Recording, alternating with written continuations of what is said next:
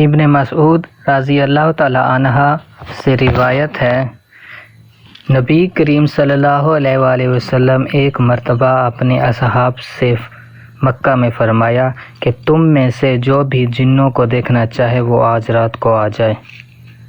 ابن مسعود رضی اللہ تعالی عنہ کہتے ہیں کہ سوائے میرے اور کوئی نہ آ سکا۔ آپ صلی اللہ علیہ وآلہ وسلم مجھے اپنے ساتھ لے کر مکہ کی اونچی پہاڑی پر پہنچے۔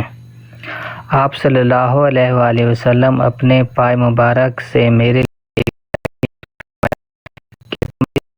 بیٹھے رہنا۔ ابن مسعود رضی اللہ تعالی عنہ کو اس دائرے میں بٹھا کر آگے تشریف لے گئے اور ایک جگہ کھڑے ہو کر قرآن پاک کی تلاوت شروع فرما دی۔ اچانک بڑی جماعت میں آپ صلی اللہ علیہ وسلم کو گھیر لیا اور میرے اور آپ صلی اللہ علیہ وسلم کے درمیان وہ جماعت حائل ہو گئی۔ میں نے جنوں کو یہ کہتے ہوئے سنا، تمہارے پیغمبر ہونے کی کون گواہی دیتا ہے؟